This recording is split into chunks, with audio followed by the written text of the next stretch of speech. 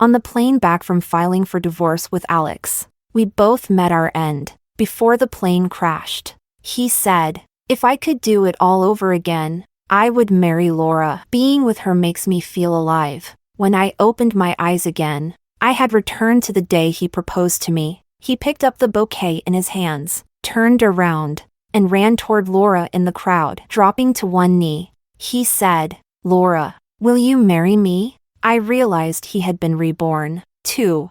As he wished, I let them be, but later, he regretted it. He knelt before me, begging me to take him back. Chapter 1. Laura covered her mouth in disbelief, nodding repeatedly as tears of joy streamed down her face. The two embraced tightly, oblivious to the world around them. The onlookers, clueless about the context, clapped and cheered for the seemingly happy couple. Yet, murmurs of confusion spread through the crowd. Wait, wasn't Alex supposed to propose to Celine? How did it become Laura instead? Exactly. Alex said in the group chat he was proposing to Celine today. He even asked us to come support him. What's going on now?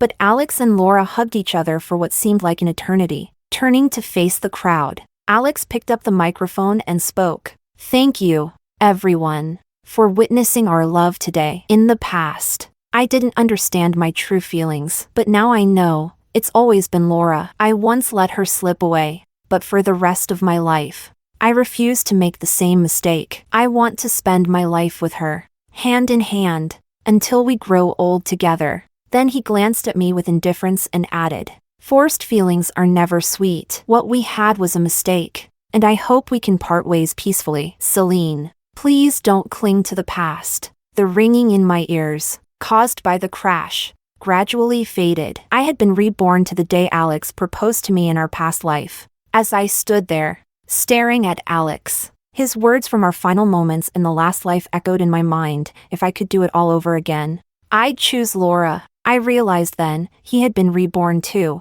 The look in his eyes wasn't that of a naive college student. It was the gaze of a 38-year-old man, calm, calculating, and seasoned by years of business decisions. Yet here we were, still just sophomores in college. Alex and I had been dating for 2 years. And today, Valentine's Day, he had invited all our friends and classmates to the campus sports field, where he had arranged an extravagant floral setup to propose to me. The proposal, in truth, wasn't entirely about love. Laura had played a part in this. Laura, a year ahead of us, was the lead singer of a band, beautiful, vivacious, bold, and unapologetic. She had fallen for Alex at first sight during the welcome ceremony. Her pursuit of him was relentless, bringing him breakfast, giving him gifts, and orchestrating opportunities for them to be alone under the guise of student council work. Even after learning about me, she boldly declared, "Well, it's not like you're married. Life's about taking risks. If you like someone, go for it. How else will you know who's truly right for you?" Though Alex rejected her advances with a cold demeanor, she never stopped smiling or clinging to him. Frustrated, Alex had decided to propose to me on Valentine's Day, hoping to show Laura once and for all that his heart belonged to me and he'd never love her. In our past life, Laura had been front and center when Alex proposed to me. Dressed in a striking red dress, radiant and defiant, she had called out, "Alex, think carefully. If you go through with this proposal, I'll never like you again." She added, "I'll ask you one last time, will you be with me or not?" Back then, Alex's response had been firm and unwavering. "My wife will only ever be Celine. I love her and her alone. I hope you can move on, Laura." But now, standing on the same sports field in this new timeline, he declared that our relationship was a mistake and told me not to cling to him. Under the curious and amused gazes of the crowd, I met his eyes, my expression calm. "Of course, from this moment on, we're done. From now on, we go our separate ways. Bridges are bridges. Roads are roads. There will be no ties between us ever again." Chapter 2. Hearing my words, Alex let out a sigh of relief. Laura, overjoyed, leaped into his arms, wrapping her legs around his waist. "I knew it! You were always meant to be mine. But you took so long to say yes. You owe me compensation for the wait." "All right. What do you want?" "I want to feel the thrill of riding on a motorcycle at full speed. No problem. I want to sing at the top of a mountain. Done. I want to taste every drink in every bar. Consider it done. Alex looked at her with adoration, as if she were a priceless treasure he had just reclaimed. The crowd erupted into cheers, clapping and chanting, "Kiss! Kiss! Kiss!" Meanwhile, my roommates fumed on my behalf. Alex is so shameless. Isn't this cheating in front of everyone? He makes it sound so righteous, claiming he's discovered his true feelings. What a joke! Exactly. He invited all our classmates here to propose to you, only to break up with you in front of everyone and immediately move on to Laura. What a scumbag! I turned to them with a calm smile. Let's go. Didn't you say there's a bar opening today? Drinks are on me. At the bar, I downed one glass after another with an air of indifference. My friends, worried about me, tried to console me. Celine, don't let that jerk get to you. He's not worth your tears. I chuckled, wrapping an arm around one of them. You've got it wrong. I'm not sad, I'm relieved. Honestly, I feel happy to be rid of him. Alex and I had grown up as neighbors, childhood sweethearts, with families of equal standing. A union between our two families had always been inevitable. From a young age, everyone assumed we'd end up together. We supported each other through life's milestones, promising to officially date after getting into university and marry after graduation. Everything unfolded smoothly, just as expected. But in our past life, after marriage, our lives became consumed by work, household chores, and raising children. Our relationship gradually dulled. Alex had complained more than once that life lacked passion, that it was too smooth and predictable to be meaningful. Meanwhile, Laura had become a moderately famous rock singer, her bold and fiery performances at music festivals captivating Alex. Even a mere video of her dancing passionately would hold his attention for ages, replayed over and over. Eventually, Alex found excuses to get closer to her. By then, Laura was living a carefree life, adhering to her belief in living for the moment and openly disdaining the idea of marriage. She had just broken up with her previous boyfriend and wasn't looking for anything serious. One man eager to pursue, the other carefree and nonchalant. Words weren't necessary. The two became involved, sharing several intimate encounters. When I found out, I confronted Alex, but he nonchalantly suggested, "You can find someone else. Too. We can each do as we please." His indifference, and the absence of the tenderness and affection he once had for me, pushed me to demand a divorce. At first, he resisted, unwilling to deal with the hassle of dividing our assets. But under my firm insistence, he eventually relented. Still, his gaze was laced with mockery as he said, "Of course, it's happiest being with someone as free-spirited as Laura. Just these past 2 weeks with her have been more fulfilling than all the years of my life before. The carefree passion I missed in my youth, I finally have it now. Kids like you, raised in wealthy families to follow the rules, will never understand what it's like to live boldly and freely. Your mind's always filled with logic, benefits, and losses. You'll never know the thrill of truly living." All I could think was how I had failed to see this childish, foolish side of him before. He thought he had discovered the true essence of life, but little did he realize that without a solid foundation, even the boldest and most carefree life is nothing more than a castle built on sand, ready to crumble at the slightest breeze. Chapter 3. Having had too much to drink, I made my way to the restroom again. On the way, I passed by a slightly ajar private room. Voices inside caught my attention. "Alex, what you did on the sports field today was completely unexpected. I heard you and Celine grew up together. Are you seriously not into her anymore?" Alex took a drag of his cigarette, exhaled a smoke ring, and replied, "Childhood sweethearts? It's precisely because we grew up together and were pushed by our families that I thought I liked her. But it's nothing more than friendship. Her calm and rational personality is far from what I'm into." "Then who do you actually like?" someone teased. Alex pulled Laura into his arms. "Laura, of course." The hallway was narrow, and as someone brushed past me, I was jostled. The half-open door swung wider, and the people inside went silent as they noticed me. Alex stubbed his cigarette into the ashtray and frowned at me. "Didn't we agree to break up? You're not here to cling to me, are you? What do you want now?" Laura immediately perched herself on Alex's lap, wrapping her arms around his neck like she was staking her claim. I told you before. You never know the final outcome until the end. Now that Alex has chosen me, you're not trying to take him back, are you? Alex patted her shoulder reassuringly. Don't worry, I don't go back to my exes. I couldn't help but laugh. These two really were a perfect match, equally narcissistic. Relax.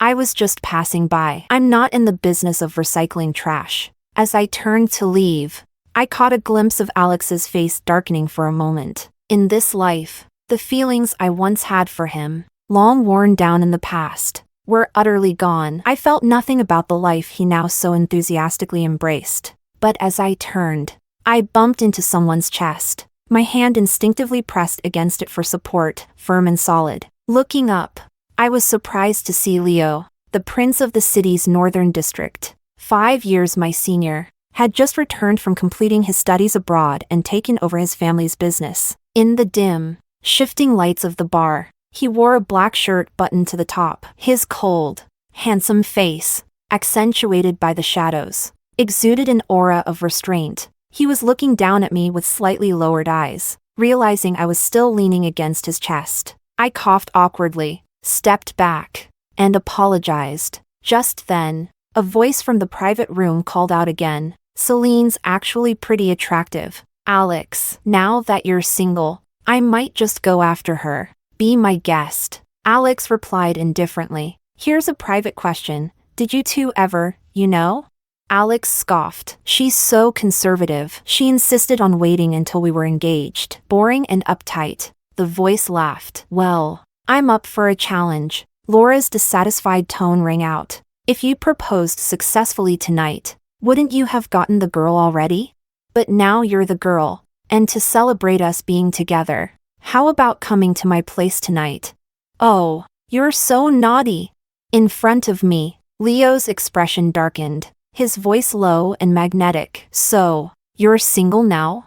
I frowned in disgust at the conversation behind me. The excessive alcohol churned in my stomach, making me queasy. I gave Leo a distracted nod and quickly walked toward the restroom. Just as I was about to bump into someone else, an arm wrapped around my waist, steadying me, unable to hold it in any longer. I retched straight onto the chest of the man in front of me. His black shirt now bore a three-dimensional design. Chapter 4. Sorry. Oh no. I didn't even make it to the bathroom before emptying my stomach entirely. His shirt, his shoes, everything was ruined, covering my face. I felt mortified. This was, without a doubt, my most embarrassing moment. I vaguely heard him instructing the staff to clean up. Then he turned to me and said, "There's a hotel upstairs. Would you like to freshen up in a room?"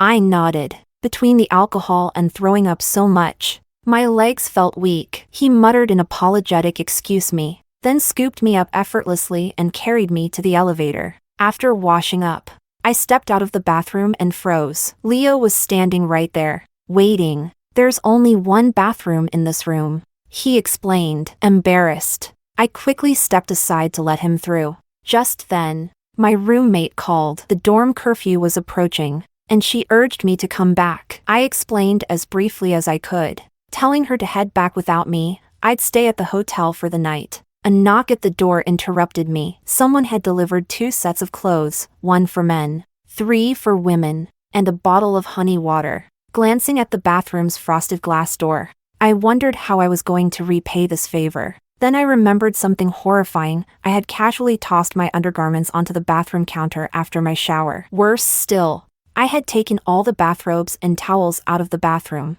Clenching my fists, I let out a silent scream. In my last life, I'd rarely made mistakes. But in this new one, I'd already embarrassed myself twice in one night. I was ready to collapse. Frantic, I rushed to the front desk to book another room, only to be told that the hotel was fully booked. No extra bathrobes either, though they did manage to find a spare towel. Hearing the sound of the shower stop, I hurried back to the door and said, "I brought a new towel for you."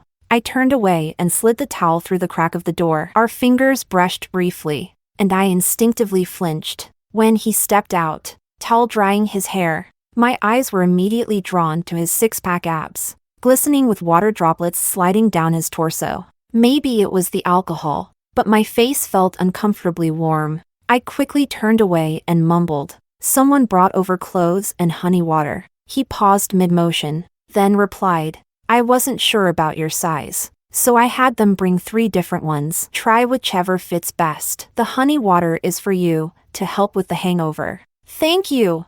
I sighed and muttered. The hotel is fully booked. What's with so many people staying here tonight? Raising an eyebrow, he replied, probably because it's Valentine's Day. The realization hit me, and the atmosphere turned awkward. I forced a laugh and said, I'll check out other hotels then. I don't want to disturb you and your girlfriend. He stepped closer, his abs right in front of me as I sat on the couch. My mouth felt suddenly dry. Looking at me intently, he said, I don't have a girlfriend. He reached past me to grab the hairdryer and added, other hotels are probably full too. Besides, it's not safe for a young woman to wander around looking for a room this late at night. I frowned. If I went home, my parents would undoubtedly interrogate me. My mom, with her constant fear of bullying stories, might overthink the situation. If they learned about Alex, they'd probably lose sleep. You can stay here for the night, he offered. You take the bed. I'll sleep on the couch. I shot him a skeptical look. He chuckled and clarified.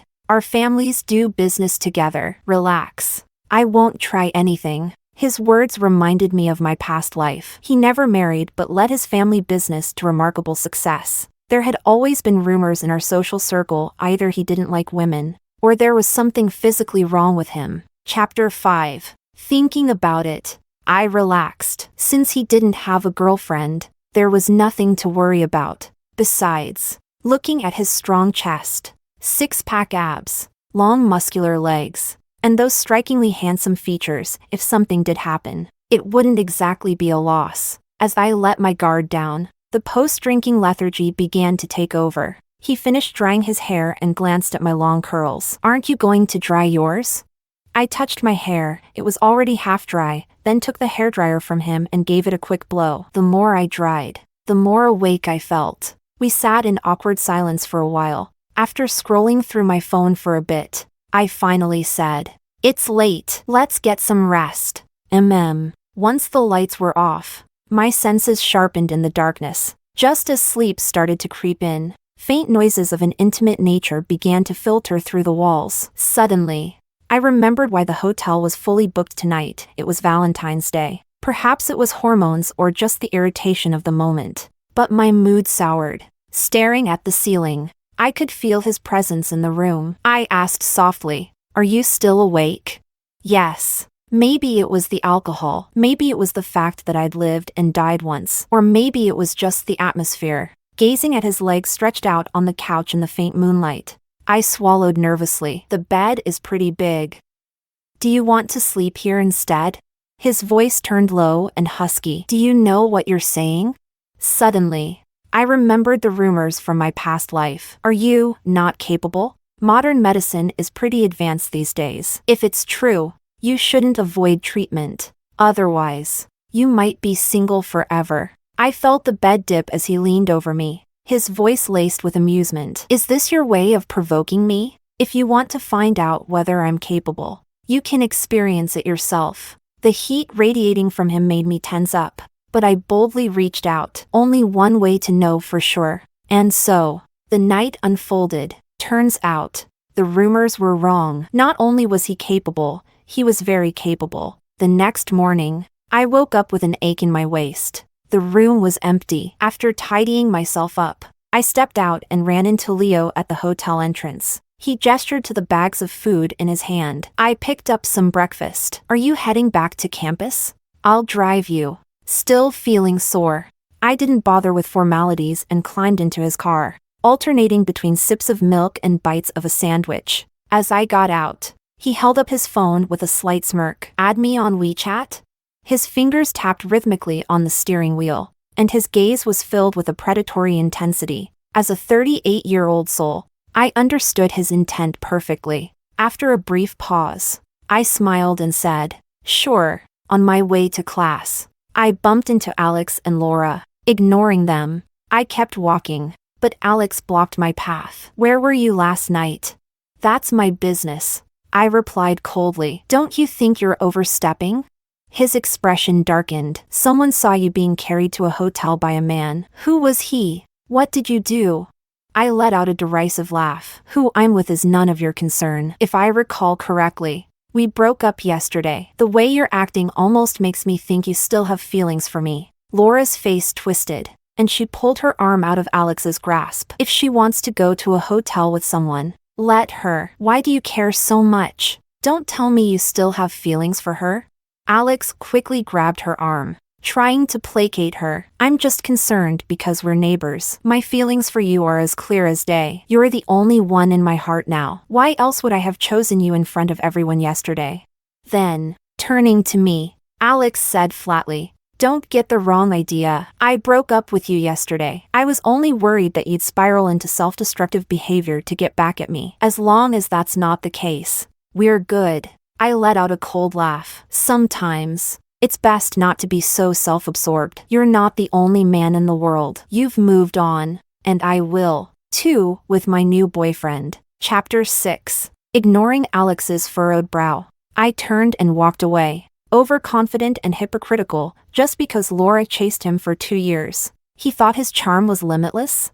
The buzz around the dramatic Valentine's Day proposal gradually faded across campus. Meanwhile, Alex and Laura's couple fandom grew steadily. He rode his bicycle with her on the back, cruising through the campus and enjoying the summer breeze like the leads in a romantic drama. They kissed atop a hill, swearing eternal love for each other. They sped down moonlit roads on his motorcycle, chasing the thrill of the night. They sang their hearts out by the seaside, feeling the freedom of life. They tattooed each other's initials on their waists, a permanent mark of their passionate love. By this time, Laura's singing had gained her a modest following on social media. Her frequent posts of couple photos and videos, paired with captions celebrating their fiery romance, drew even more attention. People praised their compatibility, calling them a picture-perfect couple straight out of a novel. And Alex, just as he had hoped in his previous life, was finally living the bold, unrestrained, and passionate youth he had always craved. Chapter 7. When Alex posted his couple's photo with Laura on his social media, both our families quickly learned the full story. My parents were furious. I did my best to calm them down, saying, it's better that this came out now than after marriage. At least we avoided a worse betrayal. To ease their worries, I assured them that I no longer had any feelings for Alex and encouraged them not to dwell on the matter. My mom looked at me with relief and nodded. You've always been rational. When it comes to relationships, it's important to leave a bit of room for yourself. That way, you can retreat unscathed when things change. My dad, thoughtful as ever, added, it seems we'll need to reconsider the partner for the North District project. I remained silent. In our previous lives, because Alex and I were a couple, our families always prioritized working with each other in business ventures. For the North District project back then, my family chose Alex's despite knowing it wasn't the best fit. It was partly out of convenience and partly to strengthen our familial ties. But in this life, since we wouldn't become one family, the decision would solely rest on who offered the most benefit. My coursework wasn't particularly demanding, so I spent most of my free time interning at my family's company. I also attended social events to broaden my knowledge and network. That weekend, I accompanied my father to an elder's 80th birthday celebration. After greeting the host and some other family friends, I made my way to the dessert table for a brief respite. Alex's younger brother approached me, holding a glass of wine. You look stunning today. I smiled politely and thanked him. He took a sip of his drink and asked, I heard your company still hasn't found a partner for the North District project? I shook my head. I wouldn't know. My father is in charge of that. He let out a low chuckle. My brother really threw away a winning hand. He gave up a watermelon and probably won't even pick up a sesame seed. Even missing an event like this, how bold of him. I didn't respond. He smirked playfully. You know, I'm only 2 years younger than you. Why not consider me instead? I politely declined, making an excuse to stay a while longer before he finally left. A deep, magnetic voice spoke from nearby. You're quite popular, aren't you? Startled, I tightened my grip on my glass and turned to face Leo. Sir, Eavesdropping on conversations isn't very gentlemanly. He leaned in slightly and murmured, "A gentleman stays composed. Around you, I can't quite manage that." His closeness brought back vivid memories of our reckless, passionate night. I swirled my wine in the glass and asked, "What exactly are you implying?" "That was Alex's younger brother just now, wasn't it? Too young. If you're looking for someone more suitable, you might consider me instead. What do you think?" Looking at the mature, charismatic man before me, I couldn't deny his talent and cunning in business over the next few years. He was undoubtedly a capable and formidable figure. If I were to choose him as a partner, I was about to reply when whispers rippled through the room. Turning toward the source, I saw Alex. Not only had he shown up, but he had also brought Laura along. The two of them must have just returned from a motorcycle ride. Dressed head to toe in biker gear, they stood out awkwardly amidst the sea of suits and formal dresses. Alex's father was speaking to him in hushed but clearly angry tones. Meanwhile, Laura clung to Alex's arm, looking around the room with casual curiosity. After greeting the elderly birthday host, Alex led Laura directly toward me. Chapter 8. You're hungry? Didn't you just have fried noodles? I want to try the desserts here. Let's see if the food at these rich people's banquets is different from the regular shops. Fine. Whatever you want. The two were openly affectionate, acting as if no one else existed. When Alex spotted me, he gave a faint nod of acknowledgement. Laura grabbed one dessert here, another there, and even snapped a selfie with her phone. Finally, holding a piece of cake, she walked over to me and twirled around. You rich people really love your theatrics. Throwing a birthday banquet like this and insisting on tuxedos and gowns, gotta say, you're really committed to the act. Someone nearby couldn't hold back. Banquets are formal occasions, so we dress appropriately out of respect. Meanwhile, you show up in biker gear, with messy hair. How is that not disrespectful? Laura touched her hair nonchalantly. This is called casual chic. Even the birthday grandpa praised us for being youthful and vibrant. Said we're genuine and straightforward. Unlike you lot, don't you ever get tired of pretending all the time?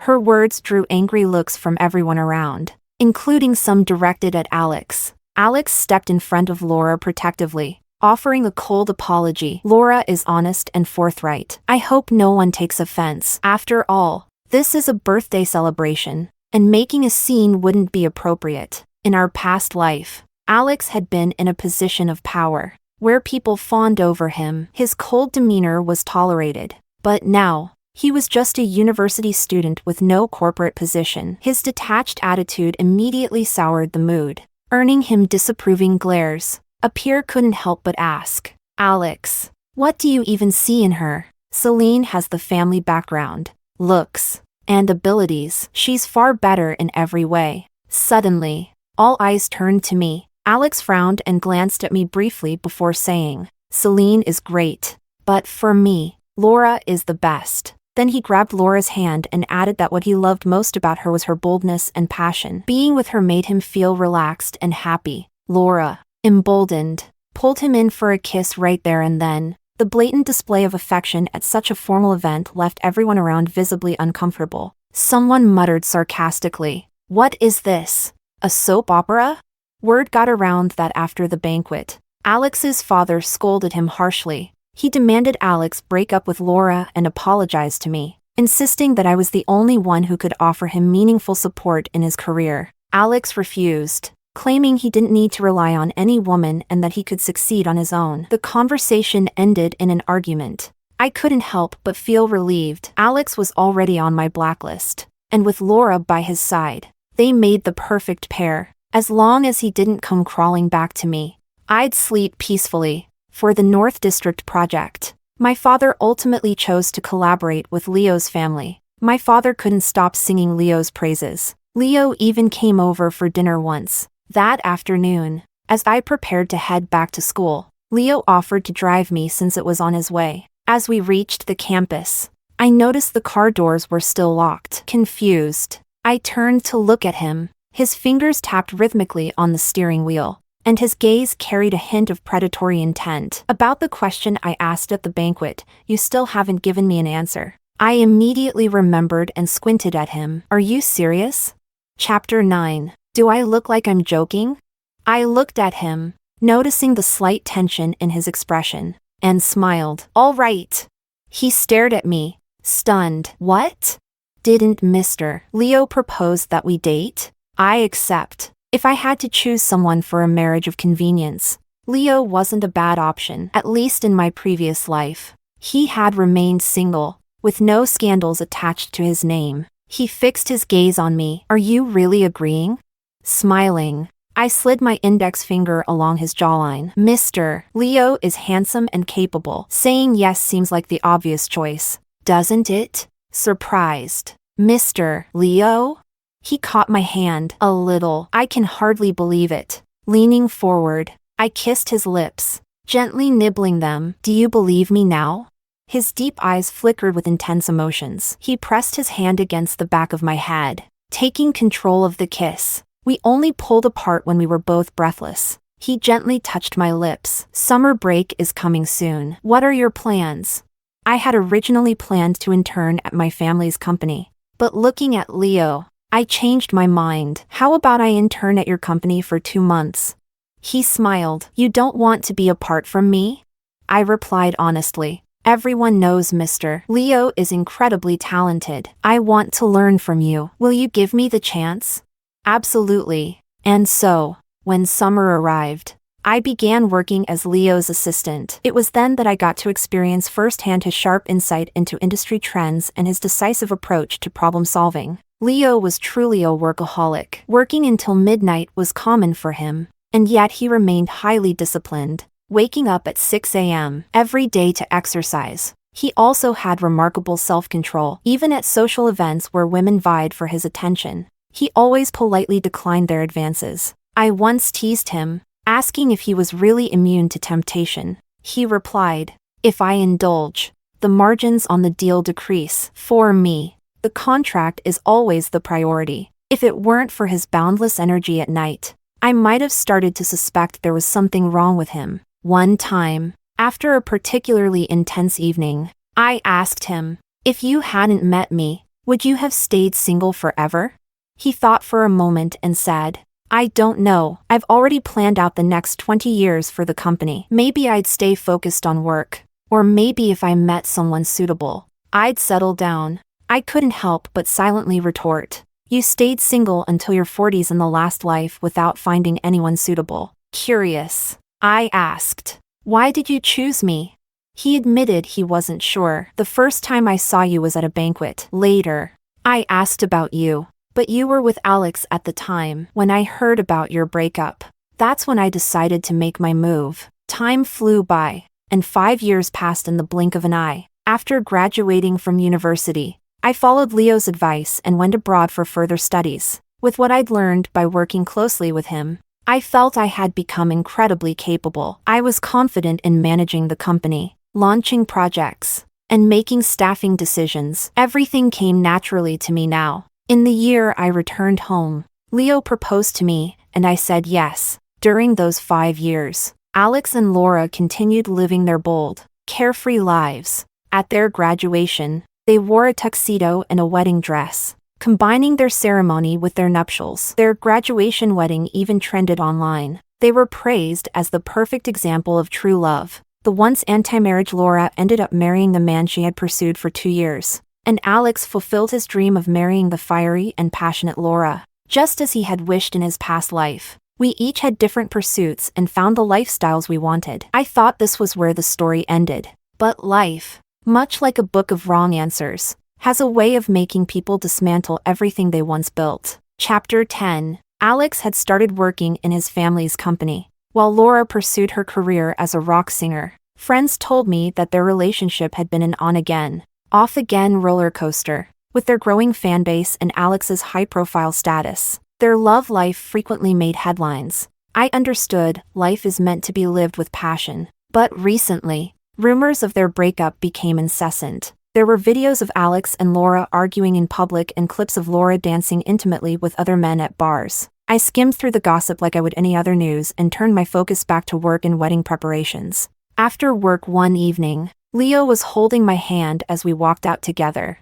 when I received a call from an unexpected number. Answering the call, I glanced in the direction the caller mentioned. Alex stood nearby, holding his phone and looking straight at me. Leo tightened his grip on my hand, and I patted it reassuringly. Wait here for me. It's probably a work-related matter. I'll be back soon. Alex and I had crossed paths a few times, mostly at work events. Given that we were in the same circles, Leo leaned down to kiss my forehead in a gesture of possession, making me laugh despite myself. As I approached Alex, the strong smell of smoke hit me. I looked at him coolly. If this is work-related, Mr. Alex, office hours are a more appropriate time to reach me. He smirked and glanced at me. How have you been lately?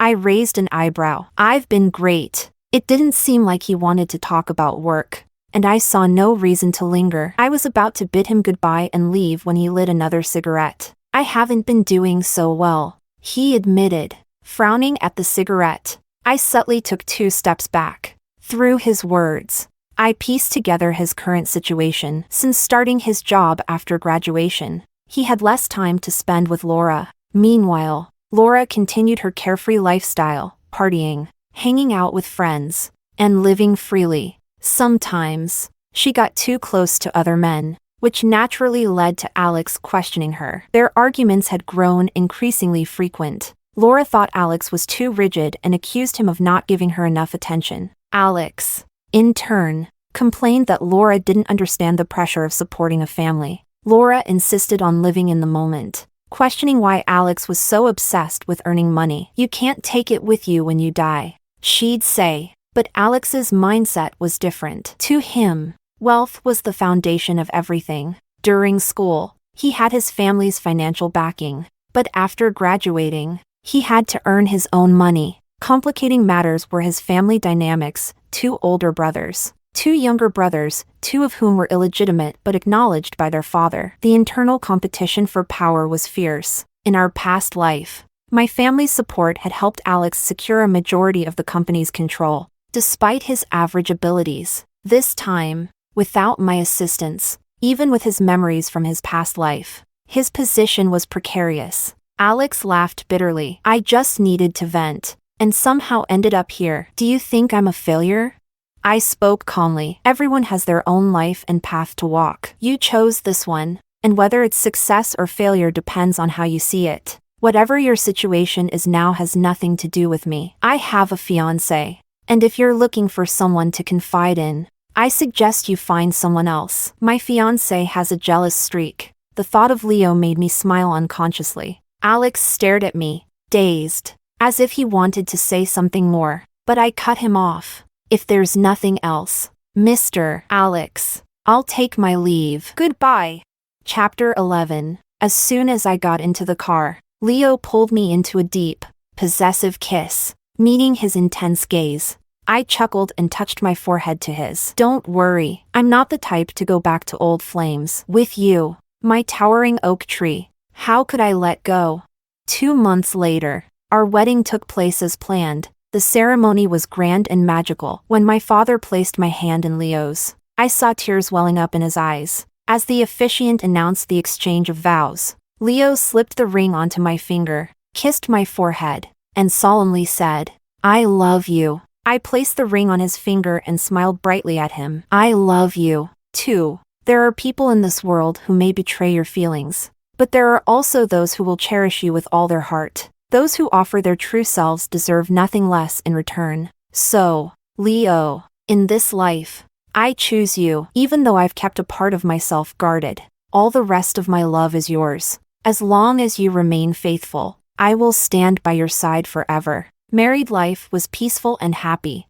However, not long after, the internet exploded with news of Laura being caught leaving a hotel drunk with another man. The time and location were clear, and netizens eagerly devoured the scandal. Alex, cornered by reporters at the entrance of his company, looked utterly worn out. The questions hurled at him grew sharper by the moment. In the live broadcast, he slammed a microphone out of a reporter's hand and stormed off through the crowd. I scrolled past the news without much thought, focusing instead on updates about new policies.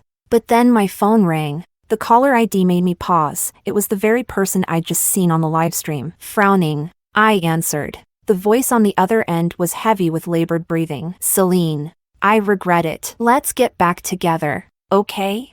I calmly reminded him. Alex, even if neither of us had someone else, I still wouldn't marry you. He let out a bitter laugh. But in our last life, you were my wife. We're the ones who are meant to be together. A chill ran through me. His tone was unnervingly off. I don't understand what you're talking about, I said firmly. If this isn't work-related, don't call me again. I'm deeply in love with my husband, and I ask that you stop interfering in my life. I hung up and immediately blocked his number, but an unsettling feeling lingered. Something wasn't right. Unable to focus on work, I packed my things and decided to head home. When I reached the parking lot and got into my car, something felt off. As I glanced at the rearview mirror, my eyes widened in shock. Before I could react, I pushed the door open to get out, but a sharp pain pierced my neck. Darkness consumed me as I lost consciousness. When I woke up, I found myself sitting weakly on the ground,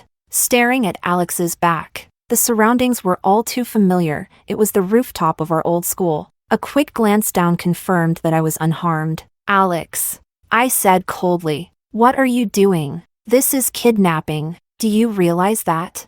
Alex turned around and knelt before me, his voice unnervingly gentle. Celine, I know I was wrong. You're the one who's truly right for me. Laura is only good for dating. But you're meant to be my wife. Let's start over, okay? My mind raced to form a plan. All right, we can talk about it, but let's do it somewhere else. His eyes fixed on mine, unyielding. You're lying. You're always so clever. I knew it. You wouldn't agree. You just want to escape by changing locations, don't you? He stood up with a casual, unsettling smile. It doesn't matter if you don't agree. Celine, do you believe in past lives? In our last life, we were husband and wife. We were so happy together. We had a son and a daughter and were the envy of everyone. He laughed softly, his tone tinged with madness. This life is a mistake. And now, I'm going to restore everything to how it was meant to be. Chapter 12. My heart sank. What did he mean by that? I felt for my phone in my pocket, quickly sending a message without drawing attention. Alex smiled nonchalantly. Go ahead. Make your calls. It doesn't matter. Even if the police come, nothing will change. We'll all go back to the beginning. Hearing this, I immediately called the police, explaining the situation as concisely as possible. Then I called Leo and asked him to bring Laura. Maybe she could reason with Alex in his current state. Alex listened to my calls calmly, glancing at his watch. There's half an hour left, he said, almost casually. I checked the time on my phone, and suddenly, a horrifying thought struck me. The plane crash in my past life had happened exactly half an hour later. I stared at Alex, horrified. You're insane. Alex, you've already chosen the life you wanted. Now that it's not going well, you want to throw everything away and start over? You might be ready to die, but I'm not. Don't drag me down with you. I tried to take a step, but my body was too weak to move. Alex half supported, half carried me to the edge of the rooftop, looking out over the school field below. You know, he said, almost wistfully, when I woke up in this life, it was the moment I proposed to you. If you had said yes, we'd be married by now. We would have been so happy. I let out a cold laugh. Really? Do you honestly think we'd have been happy? Even if we had ended up together, you'd still be pining for Laura, wouldn't you? He fell silent for a moment before speaking softly. So, you've also been reborn. That explains why you were so calm when I proposed to Laura. Perfect. He continued, a twisted smile forming. We can go back together. Start over. This time, I'll make sure we live happily ever after. I locked eyes with him, speaking slowly and deliberately. I don't want to. Even if we went back, I would never choose to be with you. You know my personality. With these memories, I'd only want to stay as far away from you as possible. 20 minutes later, Leo arrived with the police and Laura. Leo's eyes were filled with panic as he looked at me. Alex, take me instead. Let Celine go. Alex shook his head. Leo clenched his fists tightly. Name your terms, whatever you want. Just say it. Again. Alex shook his head. Laura, unable to hold back, shouted, "Alex, I knew you still had feelings for Celine. What's this now? A love-suicide pact or something?" Alex turned to look at Laura, letting out a derisive laugh. Looking back, being with you seemed fun at the time, but honestly, it was just boring. Drinking, clubbing, nothing meaningful. Laura laughed coldly in return. Then why didn't you leave? Now you're saying it was boring? You were the one who partied the hardest back then, and now you're bored?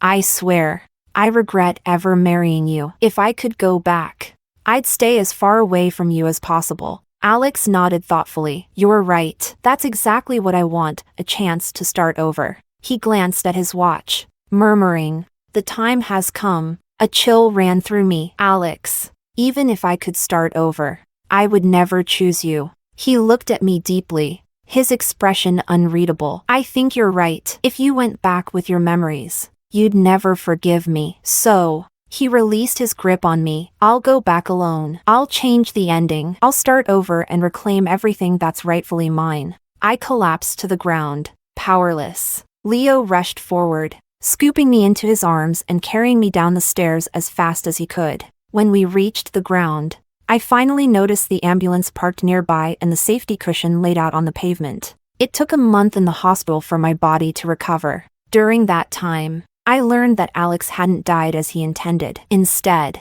he was left completely paralyzed, his brain so severely damaged that he no longer recognized anyone. His condition was deemed irreparable. Laura, furious and desperate, filed for divorce. Ultimately, Alex's family stepped in to dissolve their marriage. Alex, having forgotten everything, spent the rest of his days in a care facility. Life moved on, and I found myself appreciating the second chance I had been given. Leo was by my side through every moment, his steady presence a constant reminder of what it meant to truly be loved. Those shadows of the past lingered. They no longer held power over me. Alex's obsession and misguided actions were a cautionary tale of what happens when one clings to regret and refuses to let go. For me, life wasn't about rewriting the past, it was about embracing the present and building a future worth cherishing. With Leo at my side, I was determined to make that future brighter than ever. Alex nodded. That's well said. I really just want to start over. He glanced at the time and murmured, "It's time." I was startled. Alex, even if we could start over, I would never choose you. He looked at me deeply. I think you're right. If you went back with your memories, you'd never forgive me. So, he let go of me. I'll go back alone. I'll change the ending, reclaim everything that belongs to me, and start over. I collapsed weakly, and Leo rushed over, picking me up and running downstairs. Once we reached the ground, I saw an ambulance parked nearby, and the safety cushion on the ground. After a month in the hospital, my body finally recovered. In the meantime, I heard that Alex hadn't died.